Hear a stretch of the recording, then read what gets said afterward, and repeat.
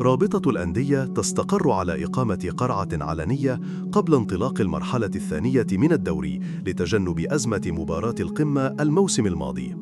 جلسة مهمة اليوم بين محمود الخطيب ومحمد أبو العينين مالك سيراميكا لحسم صفقة محمد شكري والصفقات التبادلية قبل انطلاق إعداد الأهلي بعد رفض بتروجيت بيع توفيق محمد. الأهلي يربط رحيل أحمد عبد القادر للحزم السعودي بوصول عرض مالي مناسب، ويرفض العرض الضعيف الذي وصله أمس، مؤكداً أنه لا يهتم بالوجهة القادمة للاعب.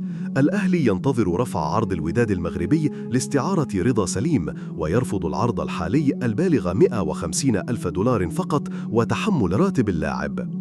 المدير التنفيذي لكارديف سيتي يؤكد تمسكه بالمهاجم نديف يوسف صالج رغم الإغراءات المالية من الأهلي. وسام أبو علي يعود للقاهرة الأحد للانضمام للتدريبات، ويعقد جلسة مع محمد يوسف لتسهيل رحيله مقابل تنازلات مالية. مصدر في النصر السعودي ينفي التفاوض مع الأهلي بشأن وسام أبو علي بعد تصريحات مدحت عبد الهادي في MBC مصر. إدارة البنك الأهلي تتلقى انتقادات من جماهير الأهلي بسبب موقفها من صفقة أسامة فيصل، وبعض الأصوات تطالب محمد الأتربي بفتح باب انتقاله للأهلي. مصير عمرو السولية غامض بسبب غياب العروض المناسبة ورفضه اللاعب في ليبيا.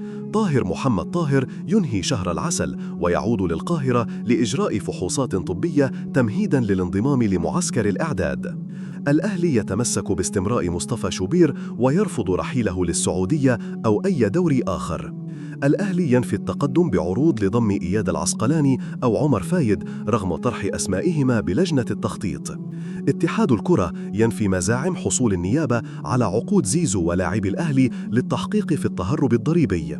فاركو ينفي حصول الزمالك على أكثر من 7 ملايين جنيه من صفقة ياسين مرعي، مؤكداً أن الزمالك سيحصل فقط على 3 ملايين بعد خصم قيمة الشراء السابقة.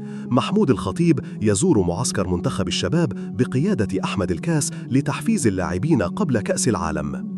هجوم من جماهير الأهلي على الإعلامي أمير هشام بسبب إساءته غير المبررة لإبراهيم المنيسي.